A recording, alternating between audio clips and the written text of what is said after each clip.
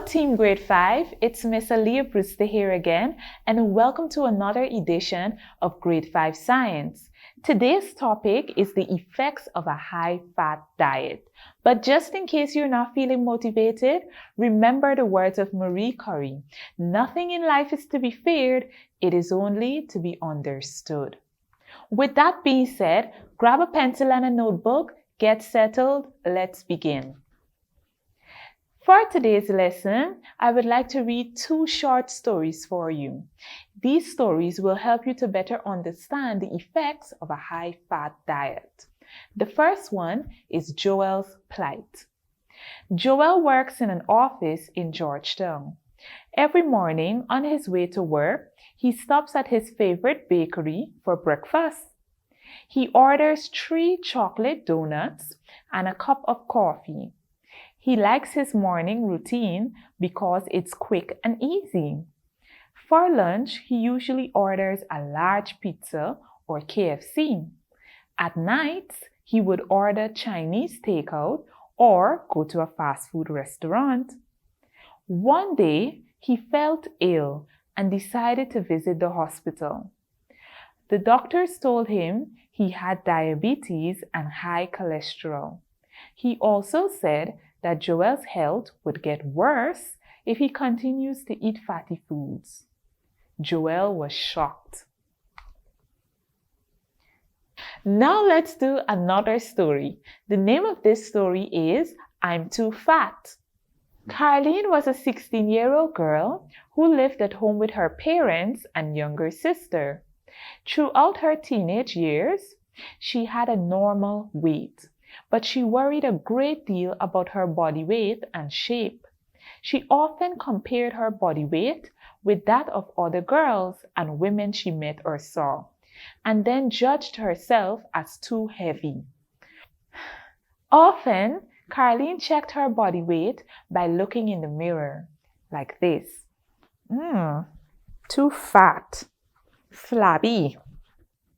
She would pinch the skin on her sides, and at about the age of 10, she began to diet.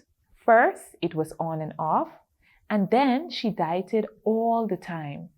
At age 15, she decided to become a vegetarian and began to cut out many foods from her diet.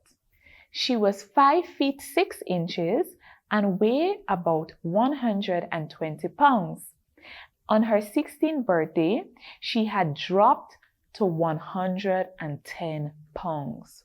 Rather than being relieved by this weight loss, she kept seeing herself as too heavy and stopped eating altogether. One day, she fell on the side of the road and was taken to the hospital.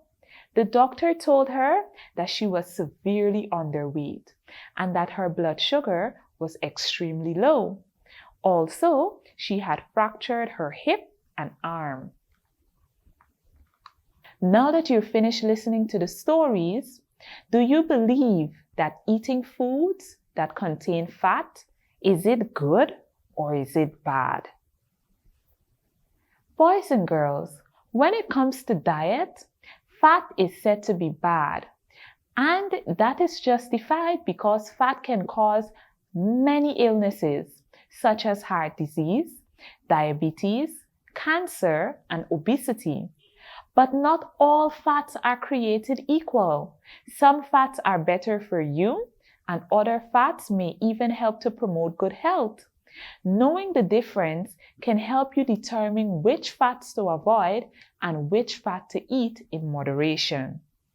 Fat is essential to our diet, as protein and carbohydrates are the fuel for our body.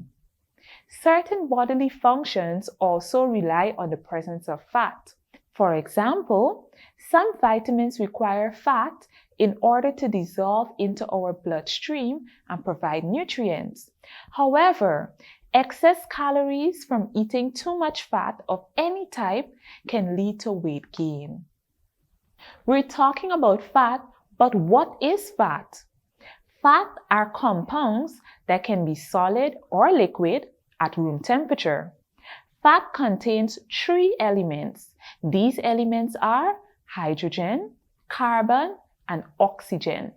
And here are some images depicting how fat looks in its solid form and how it can look in its liquid form. The function of fat. The food we eat contains nutrients that provide energy and other substances that the body needs. Most of the nutrients in food fall into three major groups: proteins, fats, and carbohydrates. The body uses fat as a fuel source, and fat is the major storage form of energy in the body. Fat also has many other important functions in the body, and a moderate amount is needed in the diet for good health. Too much fat or too little fat can be very unhealthy. Some examples of food that contain fats are butter, oil, meat, fish, and some dairy products. Fat also protects vital organs such as the heart, kidney, and liver. Remember in the second story named "I'm Too Fat"? It said that the girl stopped eating food and she fell and fractured her hip and arm. That's because her body did not have enough fat. You see, when we fall, we don't always break our arm or any part of our body. That's because our body has fat that cushions the muscles and the bones to prevent injury. The body has a blanket of subcutaneous fat which helps to regulate body temperature. This means that fat helps us to stay warm when it's cold around us. It pads our hands and buttocks to prevent friction, as these areas frequently come into contact with hard surfaces. It also gives the body extra padding that is required when engaging in physical demanding activities such as ice skating, horseback riding, and football. Can you imagine playing football and falling down with no body fat to cushion that fall? You'd break all the bones in your body. Saturated fats are fat that is dangerous to our body. These include fatty cuts of beef, pork, and lamb, dark chicken meat, and poultry skin, high-fat dairy foods such as whole milk, butter, cheese, sour cream, and ice cream. Also, tropical oils such as coconut, palm oil, and even cocoa butter. In addition, lard.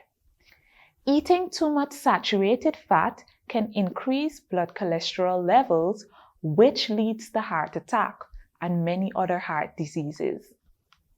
There are also trans fat, which is another type of fat that is dangerous to our body.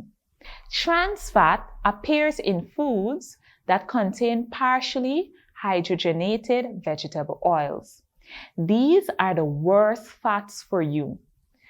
You might find trans fat in fried food such as French fries, donuts, deep-fried chicken. It can also be found in margarine, vegetable shortening, baked goods, and processed snack foods. Like saturated fat, trans fat can raise bad cholesterol. Trans fat also suppresses the good cholesterol level, so it's extra dangerous. Monounsaturated fat. This type of fat is helpful and is present in a variety of food and oil. Research has consistently shown that eating foods that contain monounsaturated fat can improve your blood cholesterol level and decrease your risk of experiencing a cardiovascular disease or a heart disease. These foods include nuts, such as almonds, cashews, peanuts, and pecans. Also, vegetable oils, for example, olive oil or peanut oil. Peanut butter and almond butter are a good source of monounsaturated fat too, and avocado. Now let's look at the bad effects of eating foods that are high in saturated and trans fat. People who have obesity or persons who are overweight compared to those with a normal or healthy weight are at an increased risk of experiencing serious diseases and health conditions. These diseases include high blood pressure, diabetes, coronary heart disease, stroke, sleep apnea and breathing problems, low quality of life, mental illness such as clinical depression, anxiety, and other mental disorders, body pain, and difficulty with physical functioning. So, boys and girls, it's very important to have a little fat in your diet, but too much fatty food can increase your risk of having a disease or complications with your health. With that being said, we've come to the end of our lesson. Thank you for tuning in, boys and girls, and remember the words of Marie Curie. Nothing in life is to be feared, it is only to be understood. This means that if there's a topic that you don't quite understand, you can always read and work various activities, and I promise you that that fear will soon be replaced with confidence. Thank you for tuning in, and goodbye.